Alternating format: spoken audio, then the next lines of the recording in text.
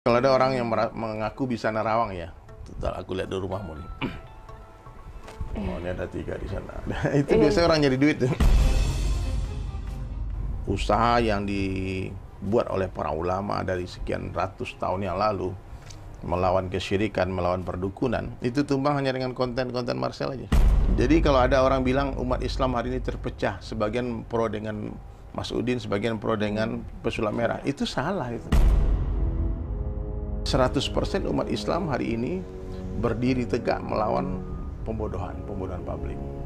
Ya, kita melawan penipuan, pengobatan dengan cara trik, sulap.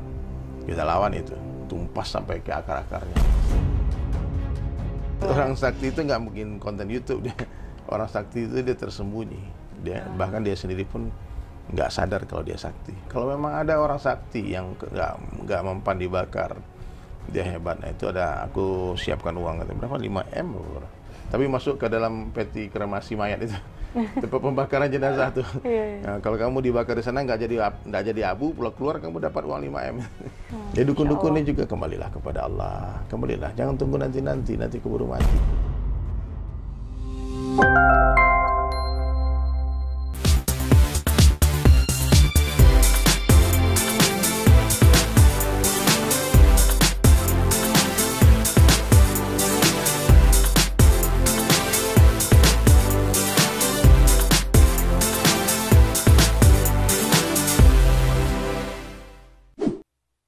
Assalamualaikum warahmatullahi wabarakatuh. Selamat datang kembali di YouTube channel Memes Prameswari. Dan di podcast kali ini salah satu podcast yang menurut aku sangat spesial karena Memes kedatangan Ustadz Dery Sulaiman. Apa kabar Ustadz? Alhamdulillah, khair. Aduh, terima kasih sekali loh Ustadz, saya udah diperbolehkan silaturahmi ke sini bersama tim di rumah Ustadz langsung. Iyalah, di tempat studio, tempat kerja sebetulnya. Luar biasa Ustadz ini. Nah Ustadz, terima kasih sekali lagi udah mau datang di podcast Memes di YouTube channel Memes Prameswari. Nah sekarang itu kan Memes lagi ngikutin yang lagi rame banget nih Ustadz, lagi viral di mana-mana, lagi dibahas di mana-mana ini. Perseteruan antara pesulap merah dan Gus Samsudin. Nah tapi kasus tersebut kan juga jadi berkembang dengan adanya pelaporan dari Persatuan Dukun Indonesia yang merasa dirugikan dengan konten pesulap merah yang seolah-olah menilai bahwa ada oknum dukun ini yang pakai trik dan lain sebagainya. Ya banyak banget lah Ustadz di sana, macam-macam lah ya beritanya Ustadz. Dan Ustadz Dery di sini kan juga pernah ikut mengomentari ya Ustadz, dan pro kepada pesulap merah dan sempat mengecam Gus Samsudin juga ya Ustadz. Nah kalau pertanyaan dari Memes sendiri nih Ustadz, kenapa sih Ustadz mendukung pesulap merah? Masya Allah ya. Sebetulnya saya bukan mendukung pesulap merah ya, cuma saya mendukung kebenaran ya, apa yang disampaikan pesulap merah tentang tidak bolehnya menggunakan trik-trik sulap dalam pengobatan, itu kan benar. Siapapun yang ngomong pasti didukung ya. Lagian saya juga nggak kenal awalnya dengan pesulap merah, dan kita juga baru 1 kali jumpa. Jadi ini nggak ada interest apa-apa, nggak ada kepentingan apa-apa. Kalau aku niatku murni dakwah, sementara kalau Marcel kan pesulap merah niatnya itu edukasi, ya. Ini nggak awalnya tidak akan seserius itu karena pesulap merah sudah berkali-kali kan dia bongkar kan trik-trik sulap yang dipakai oleh dukun-dukun itu. Cuman aku jadi komentar itu gara-gara pesulap merah ditolak bertamu. Jadi pertama yang aku bahas itu sebetulnya bagaimana cara memuliakan tamu, menyambut tamu. Saya tidak bahas masalah pengobatannya. Di dalam Islam itu ya, kalau kita punya tamu, kita harus memuliakan tamu, itu yang pertama. Karena Nabi bilang dalam satu hadis kan, kalau kalian beriman kepada Allah dan hari akhir, muliakanlah tamumu. Muliakan tamumu. Terus tamu itu nggak boleh ditanya-tanya adabnya ya selama 3 hari. Selama 3 hari itu tamu itu harus kita siapkan pelayanan terbaik, tempat tinggal, makan, minum terbaik. Setelah hari ketiga baru boleh kita tanya ada keperluan apa. Kalau dia nggak ngomong ya, tapi kalau dia ngomong boleh dia langsung bertanya, langsung kita jelaskan. Terus itu komentar, ternyata reactionku di TikTok itu ditonton sampai lebih 10 juta orang. Aku kaget juga ya. Banyak yang bertanya di kolom komentar bagaimana pendapat Bang Dery tentang Gus Samsudin dan pesulap merah. Sahabat sekalian, saya bukan hakim, saya tidak bisa menghakimi siapapun. Cuman gara-gara kalian bertanya terus, akhirnya saya mempelajari. Saya melihat konten-konten dari kedua belah pihak. Pesulap merah menurut saya adalah orang baik yang memiliki niat baik untuk mencerdaskan bangsa Indonesia dari pembodohan. Orang-orang yang menggunakan agama untuk menipu manusia. Na'udzubillah min dzalik. Sementara Gus Samsudin bukan sembarang orang juga. Dia punya padepokan, dia punya murid, dia punya pasien. Dan saya yakin dia punya banyak kebaikan. Tapi ada kesalahan fatal yang dilakukan oleh Gus Samsudin setiap membuat konten. Ya, setiap konten yang dibuat, beliau tidak menyertakan ini hanya sekedar konten. Dia berakting di dalam konten itu seakan-akan dia betul-betul melakukan sebuah kesaktian, mukjizat, karamah ya, yang seperti yang diberikan Allah kepada para wali-wali. Dan yang paling parah lagi, di setiap kontennya Gus Samsudin selalu mengatakan demi Allah, demi Allah. Sementara ulama mengatakan orang yang mengucapkan sumpah demi Allah tanpa diminta, tanpa terpaksa, bukan di pengadilan, bukan di persidangan, dan dia selalu demi Allah, demi Rasulullah, maka kemungkinan besar orang itu sedang berdusta. Maka hati-hati dalam bersumpah. Oh, Masya Allah, ternyata nih masalah ini betul-betul jadi viral banget. Sampai aku mulai bahas masalah tidak bolehnya menggunakan sumpah demi Allah tanpa diminta. Itu nggak boleh ya. Jadi kalau teman-teman semua ya, kalau kalian ngomong aja, nggak usah pakai sumpah-sumpah segala. Sumpah demi Allah tuh kalimat sakral dan sangat tinggi di dalam Islam. Itu boleh digunakan sebagai pamungkas. Maksudnya kalau udah nggak ada jadi cara lain nih untuk orang percaya, maka kita bilang demi Allah. Itu boleh di pengadilan, di persidangan, ataupun orang paksa kita untuk bicara itu. Nah, jadi hati-hati ya semua teman-teman, kalau kalian bicara saja. Orang mau percaya apa enggak urusan dia. Bahkan saya bilang waktu itu, orang yang mengucapkan demi Allah, demi Rasulullah tanpa diminta, itu kemungkinan besar dia sedang berdusta. Nah, jadi itu pun di reaction banyak semua orang. Hati-hati ya. Jadi teman-teman, demi Allah itu hati-hati itu. Jadi sebetulnya saya cuma sebatas mereaction itu saja. Cuman nasihat saya yang sangat sederhana, dan saya waktu itu juga tidak memojokkan Mas Udin ya. Dulu saya panggil dia Gus Samsudin, sekarang setelah saya mengetahui latar belakang beliau, saya panggil Mas aja lah. Mas Udin, karena Gus itu anaknya kiai ya, anak ulama. Itu gelar kemuliaan yang nggak bisa disematkan sembarangan kepada semua. Saya baru tahu kalau Gus itu gelar ya sebutnya. Gus itu ya gelar kemuliaan ya, penghormatan kepada anak-anaknya kiai. Nah, setinggi apapun ilmu orang, kalau dia bapaknya bukan kiai, dia bukan Gus ya. Ya gitu kan, di Jawa Timur begitu. Itu ya awalnya sebetulnya, cuman akhirnya netizen manas-manasin terus kan, nanya terus. Akhirnya aku kepoin, aku liatin itu postingnya Mas Udin itu. Ternyata memang benar itu yang dibongkar sama Marcel itu bukan fitnah gitu. Memasukkan lumpur ke dalam kelapa, kemudian dibilang dia transfer penyakit orang ke kelapa, dimasukin macam-macam lah. Terus disimpan benda-benda besi-besi, kan udah dibongkar semua sama mantan muridnya kan. Nah, waktu itu aku bilang ya nggak apa-apa kalau kamu mau ngambil konten. Kita kan semua konten kreator nih. Ada orang yang mengambil peran sebagai orang yang pura-pura tuli, ya, ada yang pura-pura bisu, ada yang nggak ngomong kan, ada yang pura-pura gagap, ada yang pura-pura bodoh gitu kan. Itu kan karakter. Silahkan kalau kalian semua nih teman-teman mau jadi entertain ya di dunia ini ya, kita boleh memilih apapun, dan real life kita nggak mesti sama dengan apa yang kita tunjukkan kan. Betul. Maka aku bilang ya, Mas Udin kalau mau pura-pura bikin konten sebagai dukun nggak apa-apa, tapi jangan ketika orang bertanya di dunia nyata ngaku gitu loh. Itu cuma itu settingan, itu aku berantem settingan, itu semua itu hanya sekedar hiburan gitu. Tapi kan ternyata beliau mengambil biaya dalam pengobatan itu. Bagi saya itu sebuah kejahatan yang sangat parah ya. Orang udah sakit, kemudian uangnya diambil, ditipu lagi. Iya, dan sudah ada tarif pastinya gitu. Ada, kalau menurut saya itu udah kriminal, itu sudah harus dilaporkan ke polisi. Cuman korban-korbannya ternyata malu juga. Malu ketahuan pernah berobat ke sana. Iya. Ada yang malu pernah jadi muridnya dia. Nah, jadi dari sekian banyak orang itu ada hanya beberapa orang yang berani tampil untuk membongkar kesalahan itu. Berarti menurut Ustadz memang ini sudah sesuatu perbuatan yang cukup fatal juga ya? Iya, fatal banget. Jadi Kita mau cari nafkah silahkan, tapi yang penting barokah, jangan sampai berbohong, berdusta. Nabi bilang tidak termasuk umatku orang yang suka menipu. Ya, jadi kalau kita jualan yang benar saja. Kalau itu barang fake jangan bilang ori. Kalau belinya di Tanah Abang jangan bilang dari Singapura. Karena jual beli ini, transaksi muamalah ini bukan untung rugi, tapi surga dan neraka. Kita harus tahu itu. Kita obati orang sakit, tapi dengan teknik sulap, dengan teknik trik-trik. Maka aku bilang itu kejahatan ya. Mestinya Mas Udin kalau dia nonton podcast ini, mudah-mudahan dia mau bertaubat ya. Ya udahlah kita jadi pelawak, jadi artis. Kan gue sering bilang gitu kan. Mendingan jadi, ya kita sekarang Indonesia ini perlu hiburan.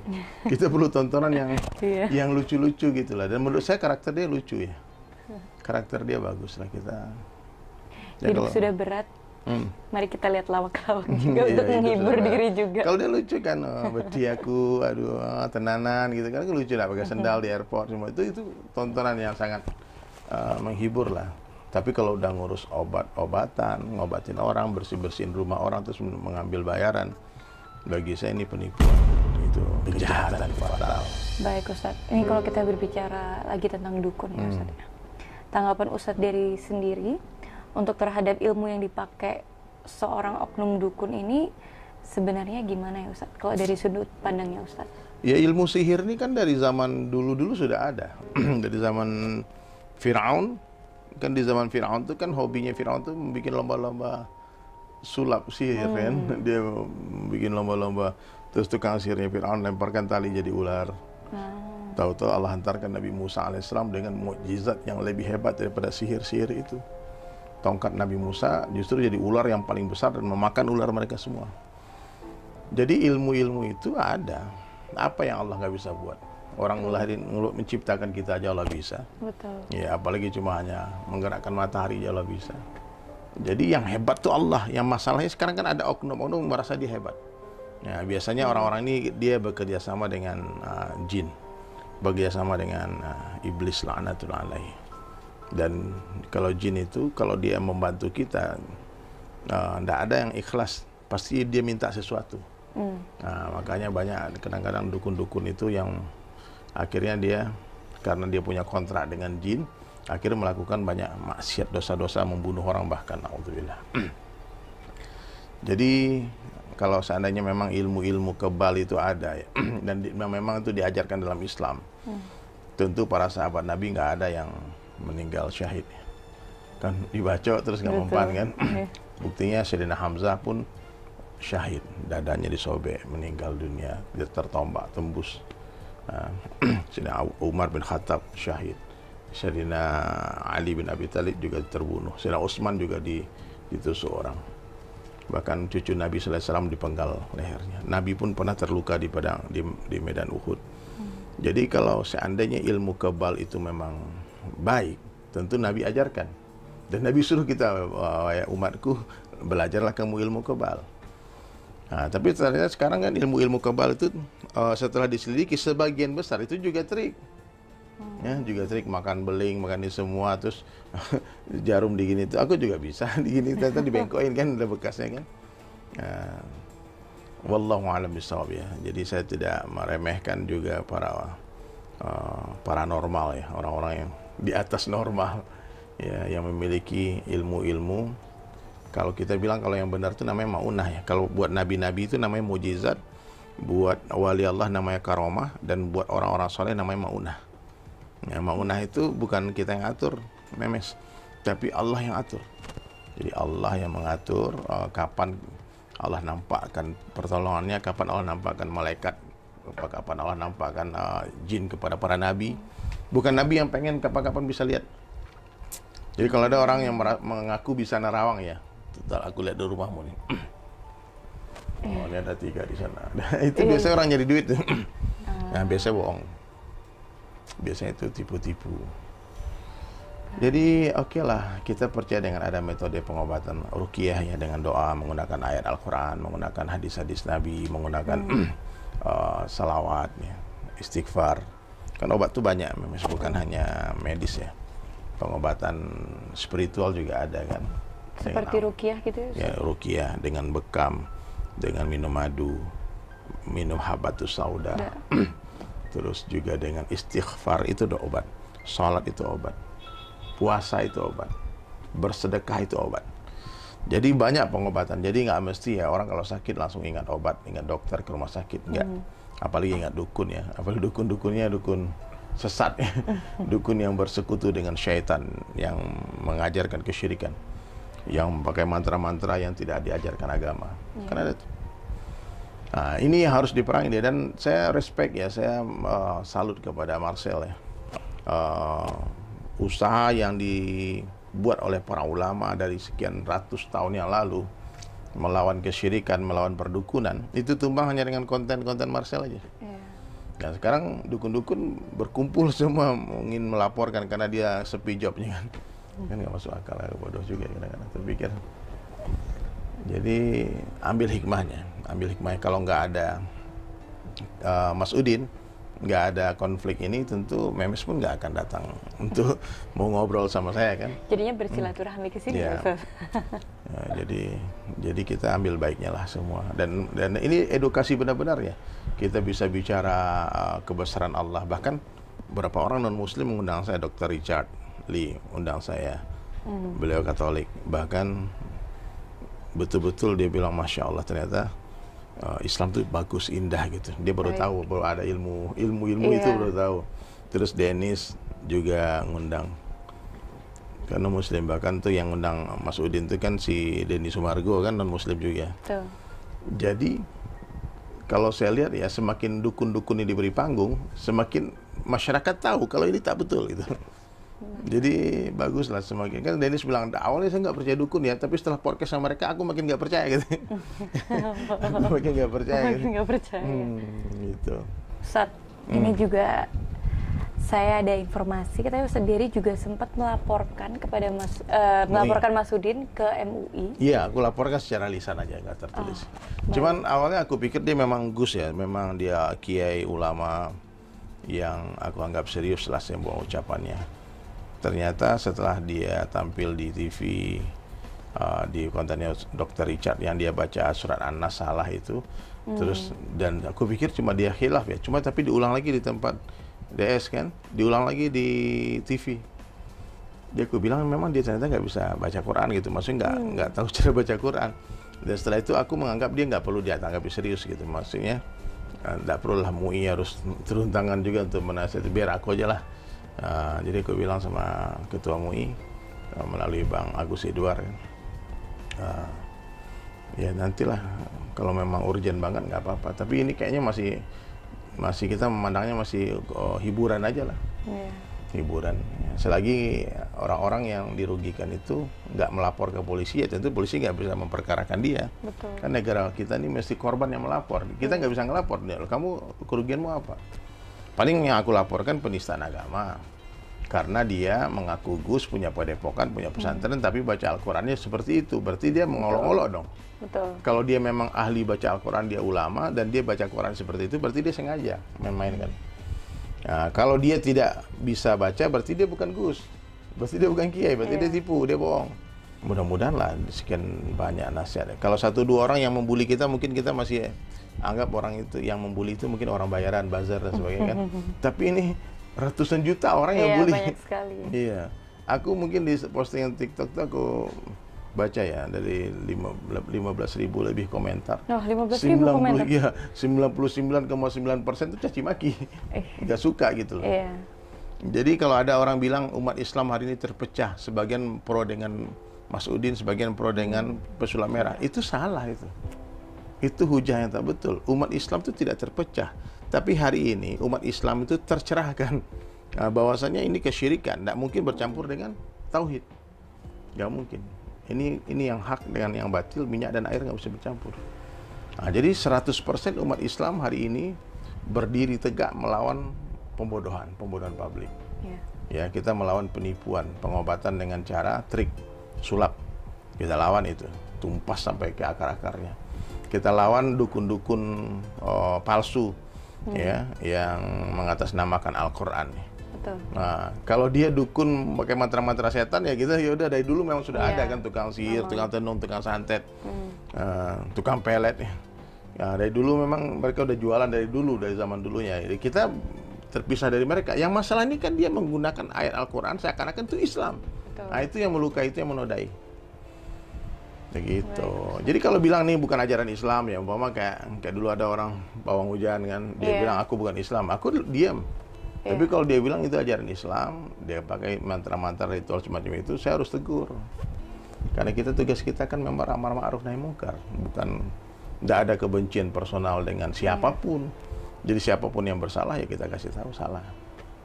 Begitu, Memes. Iya, karena semakin kesini kita banyak lihat video-video di luar sana ya Ustadz ya. Iya. Menampilkan gitu ilmu kekebalannya. Semakin banyak seperti itu, tapi juga banyak sambil menyebutkan doa-doa dan juga ayat-ayat Al-Quran gitu. Iya, makin lama makin nampak kebodohan mereka. Ya, jadi semakin banyak pembuktian ini gimana ya? Semakin dibuktikan semakin orang nggak percaya. Iya juga. Jadi nggak apa-apa, silahkan.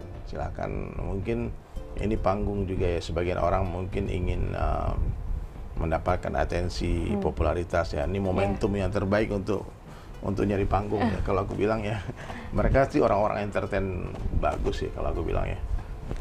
Tapi menurut Ustadz sendiri, orang kan banyak yang bilang kalau ini tuh seperti orang-orang sakti gitu. Orang sakti tuh orang sakti itu nggak mungkin konten YouTube dia. Orang sakti itu dia tersembunyi. Bahkan dia sendiri pun nggak sadar kalau dia sakti.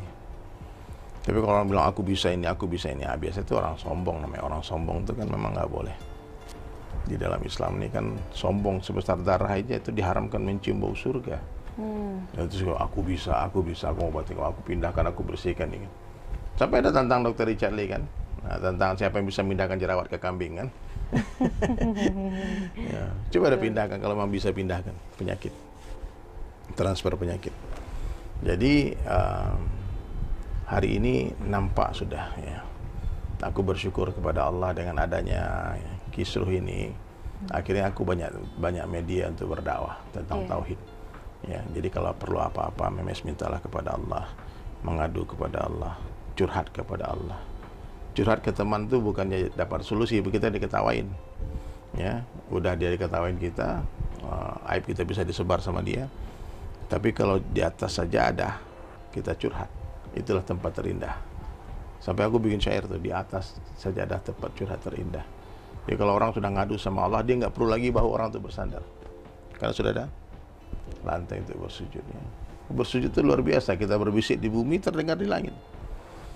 Ya, hari ini kan orang tidak melibatkan Allah dalam persoalan-persoalan hidupnya. Apa-apa ngadu ke dukun, apa-apa minta ke paranormal. Nah, ini jadi masalah. Ya, kalau mau curhat bolehlah ke orang tua ya Ustaz. Curhat kepada orang yang betul-betul dipercaya.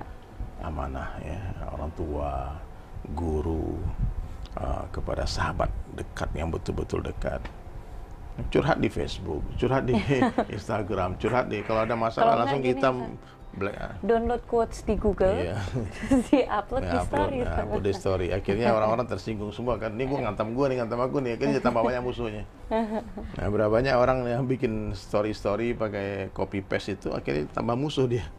Ini nyindir aku nih, jangan nyindir aku. Padahal dia cuma copy paste. Pengen curhat aja kan. Begitu. Nah Ustadz, kembali lagi kalau kita bahas tentang dukunnya Ustadz. Menurut Ustadz, kira-kira Ustadz punya pandangan sendiri nggak sih bedanya dukun yang benar-benar sakti sama yang palsu? Nggak ada. Nggak ada Ustadz. Aku nggak percaya orang sakti sih, itu masalah. Aku baru ketemu, ini orang sakti, pas aku temuin biasa aja orangnya. Maksudnya ini wali nih, sakti nih. Justru orang-orang itu yang benar-benar yang punya Allah beri kelebihan itu, mereka pun nggak tahu dengan kelebihan itu. Biasanya begitu. Orang yang tahu. Ini karomah nih, orang itu hebat nih, Masya Allah. Ya, dia kadang-kadang kan berita ini kan suka ditambah-tambahin. Itu orang itu hebat, orang itu sakti, itu orang itu lempar ini tiba-tiba terbakar ini semua. Padahal itu bukti nggak ada. Nggak ada juga tim promosinya, manajemennya juga ada tuh, dukun-dukun itu, tim marketingnya juga ada. Jadi aku sendiri ya belum melihat dengan mata kepala ya orang yang bisa terbang langsung tanpa tali ya, tanpa trik ya. Kalau yang disulap-sulap David Copperfield semua itu kan semua trik semua. Ya, Aku belum pernah lihat langsung orang yang api menyala-nyala terus dia pegang, dia tidak terbakar. Kecuali dengan trik ya, kalau trik pasti ada. Sampai ada juga yang itu kan, yang kalau memang ada orang sakti yang nggak mempan dibakar, dia hebat. Nah itu ada, aku siapkan uang berapa, 5M bro. Tapi masuk ke dalam peti kremasi mayat itu. Tempat pembakaran jenazah tuh. Nah, kalau kamu dibakar di sana nggak jadi abu, pulang keluar kamu dapat uang 5M. jadi hari ini itulah banyak orang-orang yang kita perlu doakan mereka istighfar. Kita ini punya Allah yang maha kaya, yang maha melihat, maha mendengar, maha mengetahui, dekat dengan kita. Kenapa nggak minta sama Allah? Kenapa kalau ada masalah yang terbayang orang kaya? Kenapa kalau ada masalah yang terbayang dokter? Kenapa yang terbayang dukun? Kapan kita minta sama Allah coba? Ya kadang-kadang sholat pun ditinggalkan, yang muslim ya khusus muslim ya. Padahal Allah sudah bilang wasta'inu bisabri wassalah, carilah pertolonganku kata Allah dengan sabar dan sholat. Jadi kalau ada masalah sabar sholat, selesai masalah kita. Ya, tapi hari ini ya dikit-dikit paranormal, dikit-dikit dukun. Orang mau terkenal punya dukun. Dulu tuh sekarang nggak kedengar lagi. Dulu rata-rata artis-artis yang ngetop-ngetop tuh itu dukunnya tuh, ya ada dukunnya. Iya, aku tuh bingung juga. Wah, itu dukunnya. Bahkan kadang-kadang dukunnya kita lihat kasihan, miskin ya, tapi dia tuh jual pesugihan tapi dia nggak ada duit. Nah, jadilah kenapa dukun paranormal ini dibilang orang pintar sama mereka, karena semua yang datang ke dukun orang bodoh.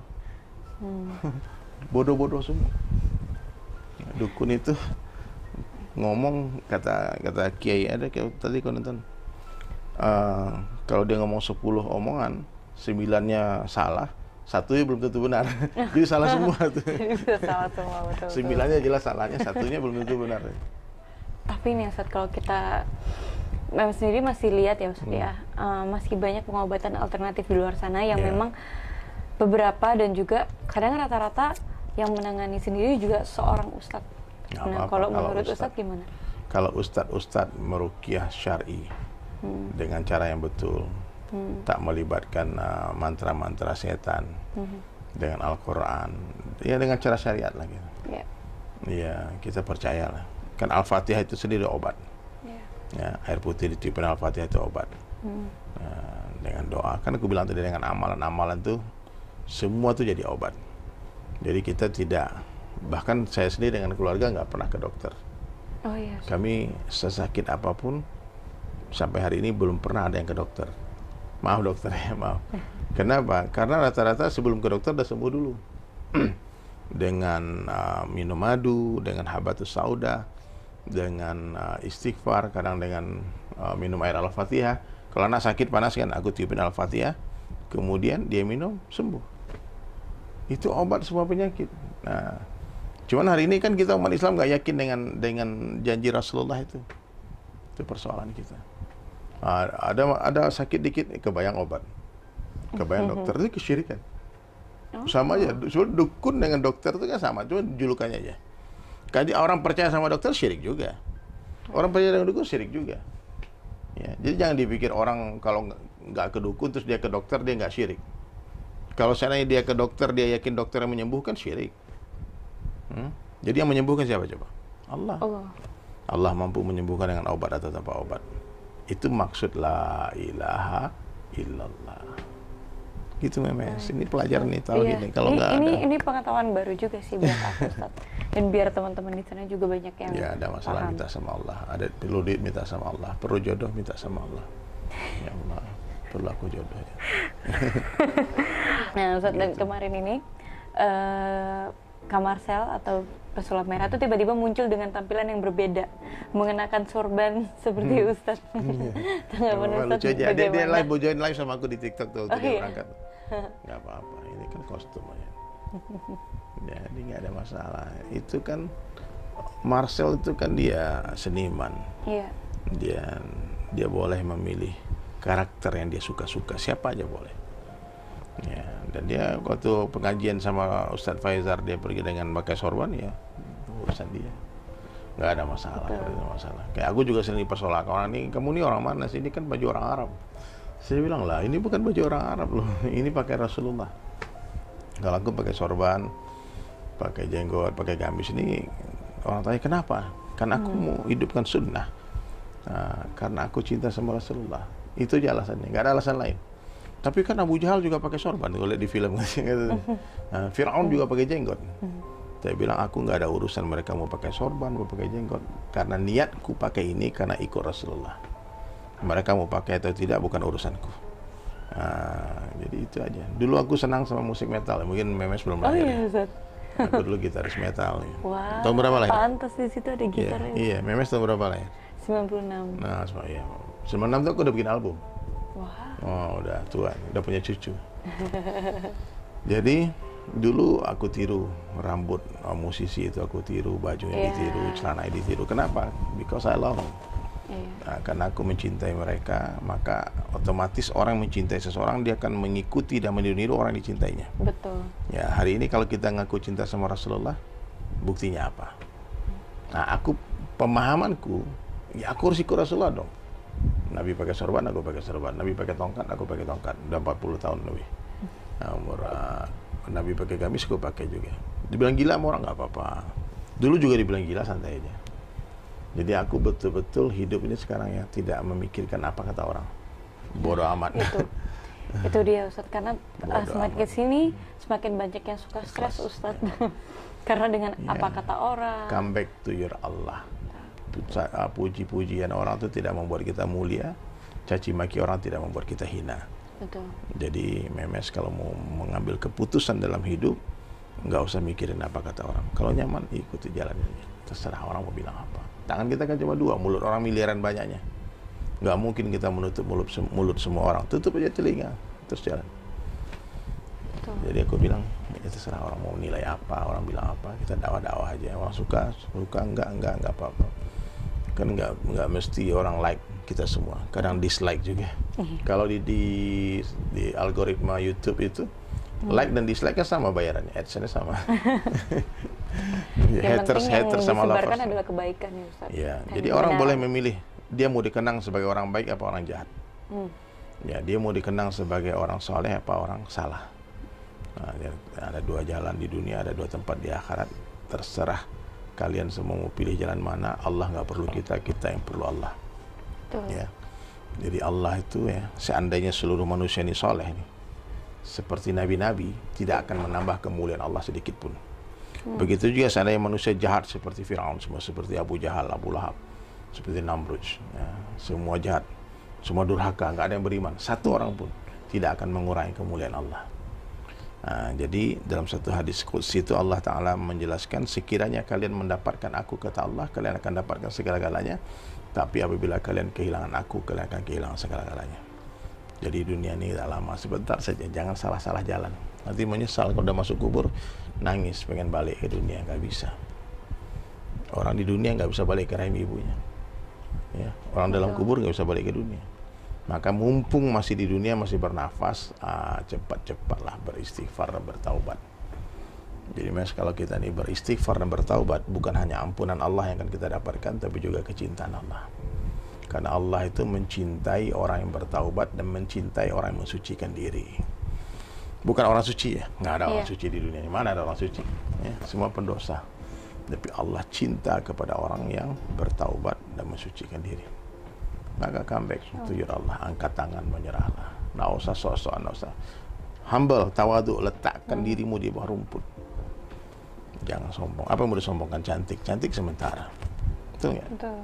Kecantikan wanita itu cuma satu mili aja. Coba kalau kulit itu dikupas jadi itu. Iya. Hilang cantiknya, atau di berat dikit, hilang cantik. Ya, kaya sementara, jadi raja sementara, jadi presiden sementara, jadi jenderal sementara. Ya, semua yang ada di dunia ini sementara. Tidak ada yang kekal. Ya, maka kalau orang mencintai sesuatu yang sementara, dia menyesal nanti, karena berpisah dengan sesuatu yang dicintai itu sangat menyakitkan. Nah, makanya orang-orang yang faham mengenal Allah, dia tidak akan mencintai dunia. Karena dia tahu dia pasti berpisah dengan dunia. Nah, maka alihkan cinta kepada akhirat. Hijrah saat mungkinlah momentum kita semua yang nonton tayangan ini ya. Mulai hari ini ya, terserah. Berarti sekarang 296 berarti 24 umurnya. 26 tahun. Minggu depan Ustaz. Masya Allah ya. Mabruk, alfa mabruk. Ya, jadi udah waktunya kembali kepada Allah. Aku tuh cepat juga hijrah taubat tuh. Ya, umur 20-an juga. Umur 20-an. Iya. Itu yang sebelum musik metal. Sudah metal. Aku metalnya dari SMA kelas 1. Oh. Tapi memang masa-masa SMA itu masa-masa banyak suka mulai musik-musik dan culture dari luar masuk. Waduh, parah banget. Ya, masa-masa remaja. Tapi kadang-kadang ya gitu, ya, kita harus mengenal gelap dulu biar tahu menghargai cahaya. Ya, orang baik itu kan bukan orang yang tidak pernah bersalah. Ya. Orang baik itu orang yang tidak mengulangi kesalahan yang sama berulang-ulang. Itu orang baik. Gitu. Ini pesan nih buat para dukun-dukun nih. Ayo ngaji. Pas banget aku mau nanya, Ustadz ada pesan-pesan nggak untuk Masudin, terus Pesulap Merah dan semua persatuan dukun se-Indonesia. Kalau Ustadz ada kira-kira ada solusi atau jalan tengahnya? Ada solusinya. Gimana Ustadz? Aku tuh sebetulnya tidak ada masalah ya dengan semua. Itu dukun-dukun yang kemarin bilang aku nggak ngaji ya sama dokter, suruh baca Al-Quran dari Sulaiman tuh, suruh dia baca Quran, nggak baca Quran dia berarti kan Bang Firdaus ya. Saya udah jumpa sama dia. Justru ketika jumpa tuh dia malah bilang shallu ala nabi, malah dia peluk dia, cinta foto bareng, malah dia cium tangan. Jadi aslinya orang baik-baik gitu, cuman dia di media seperti itu. Kadang-kadang ya kita kayak framingnya itu di sana. Maksud dia tuh nggak begitu, cuman tangkapnya orang begitu.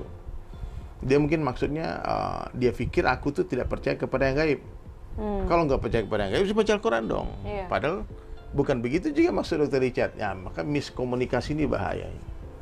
Miskom ini bahaya. Nah, jadi kalau ngomong tuh hati-hati. Kadang-kadang maksud kita A, tapi karena buru-buru ngomong, orang pikirnya B.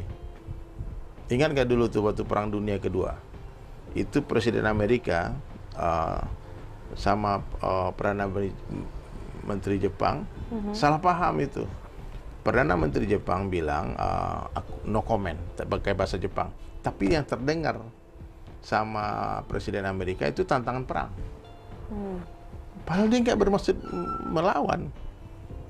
Makanya hati-hati bicara.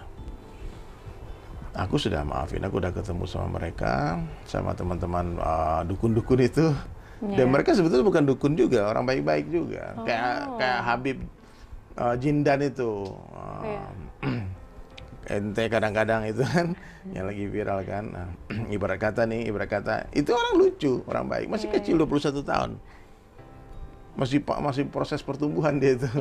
Jadi dia sekarang mudah-mudahan lah dengan dia viral sekarang ya, meskipun viralnya sekarang kurang baik lah ya, negatif. Tapi itu kan dia sudah punya poin besar, dikenal orang kan. Dikenal ini kan mahal nih.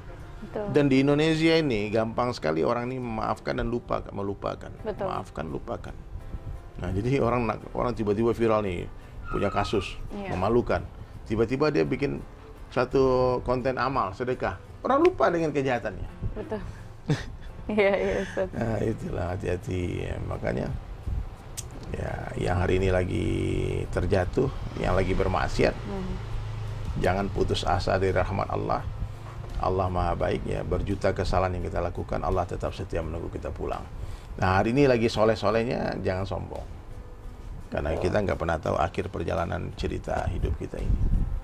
Ya, kita nggak tahu. Kayak di sinetron, di film itu kan kadang-kadang ada awalnya dia baik, ternyata di akhir film dia yang penjahatnya. Betul. Ada yang di awal film dia penjahat, di akhir film dia yang baik, dia jagoannya. Jadi skenario ini bisa berubah-ubah kan? Dunia panggung sandiwara kan, sutradaranya Allah. Maka yang hari ini dapat peran jadi orang baik, jangan mentertawakan perannya antagonis. Karena ada penghargaan, pialanya pemeran antagonis terbaik. Ya, kan di penghargaan piala-piala bilangnya ada award. Nah, antagonis terbaik. Jadi siapa orang yang pendosa, yang malu dengan dosa-dosanya. Jadi memang harus tahu, surga dan neraka itu Allah ciptakan untuk para pendosa. Surga untuk pendosa yang malu akan dosa-dosanya, ya. Sementara neraka untuk pendosa yang sombong akan dosa-dosanya. Jadi hari ini yang merasa lagi banyak dosa nih, menangis. Satu tetes air mata orang yang jatuh bertobat kepada Allah akan padamkan api neraka seluas samudra. Jadi dukun-dukun ini juga kembalilah kepada Allah. Kembalilah, jangan tunggu nanti keburu mati. Jangan tunggu kapan-kapan nanti keburu dikafani. Ya, kain kafan tak berkantong, tidak ada yang kita bawa. Nah, maka kalau bertobat itu sekarang. Ada orang yang berencana tobat besok pagi, tahu-tahu dia tidur malam itu nggak bangun lagi. Ya. Singkat kali ceritanya kan. Betul. Dia bilang besok mau tobat, tidur, nggak bangun. Nggak pernah ke masjid, sekali-kalinya ke masjid, kurang ajar. Sholat di depan imam, disolatkan. Nggak pernah sholat, tahu-tahu sholat. Nah, makanya sudahlah. Ini hikmah dari perseteruan Marcel Pesulap Merah dengan Mas Udin telah merembet kemana-mana. Betul. Telah membuat para ulama bicara. Dan se-Indonesia ya, raya jadi tahu, rame. ya. Dan jadi ada edukasi. Seorang jadi tahu. Coba nanti nonton di konten Dr. Richard Lee ya. Itu hampir seluruh saya Kristen, saya Katolik, saya Hindu, saya Buddha, saya ini Masya Allah, saya Islam. Semua positif. Karena hari ini orang, kalau kebenaran itu hak ya, nggak ada orang yang menolak. Betul. Kalau kita sampaikan kebenaran, Al-Quran ini kan hudalinas, petunjuk untuk seluruh manusia. Jadi apapun agama orang, kalau kita sampaikan ajaran Islam, dia pasti katakan ini benar. Nggak mungkin dia katakan ini salah. Karena yang kita sampaikan kan firman Allah. Dan hadis-hadis Nabi Sallallahu Alaihi Wasallam. Jadi begitu. Apalagi yang kita bahas nih? Terima kasih banyak Ustadz. Jadi pengajian ya, kontennya kayak pengajian ya. Tapi ini sangat baik ya Ustadz. Maksudnya ini penting banget untuk kita jadi tahu ya Ustadz ya. Kita tuh banyak butuh pencerahan di hari-hari seperti ini, apalagi dengan adanya yang viral ini Pesulap Merah dan Mas Udin itu bikin geger se-Indonesia jagat raya gitu loh Ustadz. Maksudnya jangan sampai ada banyak fitnah malah tersebar di luar sana. Ya, sekarang ada yang bilang ini pro Udin, ini pro Pesulap Merah. Kadang ada juga kemarin orang MUI yang bilang Pesulap Merah memecah belah. Nah, jadi semua sekarang sedang memanfaatkan momentum untuk mencari perhatian. Nggak apa-apa lah. Kalau aku sih sangka baik kepada semua orang, sangka baik kepada Allah, sangka baik kepada siapapun juga, mas kepada dukun-dukun juga sangka baik. Dia pasti punya kebaikan. Ingat, sekurus-kurusnya ikan itu pasti ada dagingnya, segemuk-gemuknya ikan pasti ada tulangnya. Jadi ambil dagingnya, buang tulangnya. Jadi jangan hanya gara-gara satu kesalahan orang kita menghapus semua keburukannya. Jangan dari satu kesalahan kita hapus semua kebaikannya. Mestinya sebaliknya, seperti Allah memandang, seringkali gara-gara satu kebaikan Allah hapus semua keburukan. Masya Allah, terima kasih banyak atas waktunya Ustadz. Kita, saya dan tim dan Mama juga boleh datang ke sini. Doakan juga, saya sekarang lagi ngelukis Al-Quran 30 juz. Quran. Kalau ini kan Al-Fatihah nih. Tapi kalau luar biasa tuh kaligrafinya yang ada di situ Ustadz, sangat indah. Ya, nanti aku kasih hadiah kaligrafi. Wah, terima kasih Ustadz. Jadi kaligrafiku itu rekor pernah dilelang terjual 500 juta. Jadi kalau disimpan nanti suatu hari kalau pelukisnya mati, itu harganya akan tambah mahal ya. Ya, jadi seperti investasi ya Ustaz. Jadi satu lukisanku tuh dulu pernah jadi satu masjid. Satu lukisan kan, keren. Makanya aku bilang sama istri sama anak-anak, kita ini mudah-mudahan bisa membangun 1000 masjid sebelum mati. Dengan cara membuat 1000 lukisan dan diwakafkan. Nah, itu. Maka sekarang Al-Quran 30 juz itu dibuat untuk membangun masjid di Palembang. Aku lewat di Palembang, tiba-tiba ketemu masjid sedang terbengkalai. I don't know this masjid, bukan kampungku. Aku lihat di rumah Allah, ya kalau kita nggak bantu nanti pastikan selesai juga kan. Tapi waktu saya masuk itu tiba-tiba pengurus masjidnya bilang, Masjid Baitur Rahman namanya. Ustadz tahu nggak, kami ini sebelum Ustadz datang ke masjid ini, kami sudah 3 hari 3 malam ya i'tikaf. Dan salah satu doa kami, ya Allah datangkan diri Sulaiman ke masjid ini. Jadi hebat. Ternyata Allah datangkan saya ke sana karena memang waktu itu ada PPKM darurat dan saya merasa itu Allah hantar saya ke sana untuk bantu masjid itu sampai selesai. Maka tercetuslah ide melukis Al-Quran 30 juz. Memang setelah 30 juz itu 6 ya. Di kanvas. Jadi 30 juz. Jadi satu halaman Al-Quran itu donasi 10 juta. Jadi siapa tahu ada followersnya Memes yang mau ikut. Boleh. Iya. Coba. Kanvasnya gede sekali. Gede.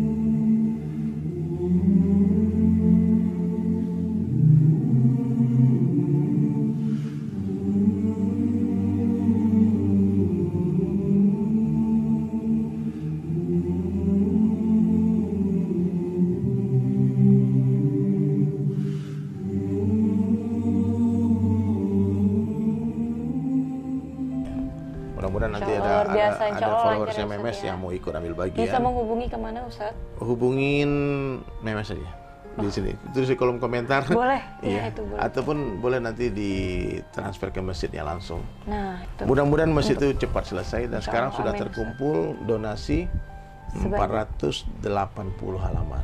480 halaman. Iya, berarti kurang berapa lagi? 124 halaman lagi. Wah, sebentar lagi, Ustaz. Iya, sebentar Insya lagi Allah, ya. semoga dengan banyaknya viewers yang nonton, jadi bisa cepat membantu Iya. agar cepat selesai, Ustaz. Betul. Nanti teman-teman bisa lihat nomor rekeningnya di description box yang aku Iya. tulis di bawah ini. Oke? Siap. Allahu Akbar. Baik, Ya, itu aja insya Allah. mungkin dari saya. Semoga podcast ini menjadi asbab hidayah. Amin, amin, amin, amin. Buat Ya Rabbal saya, Alamin. Memes, dan buat semua yang menonton. Amin, amin, Rabbal Alamin. Terima kasih banyak Ustaz dan terima kasih banyak teman-teman sudah menonton. Insya Allah barokah, banyak manfaatnya buat teman-teman semuanya. Dan sampai berjumpa lagi di podcast yang selanjutnya. Wassalamualaikum warahmatullahi wabarakatuh. Waalaikumsalam warahmatullahi wabarakatuh.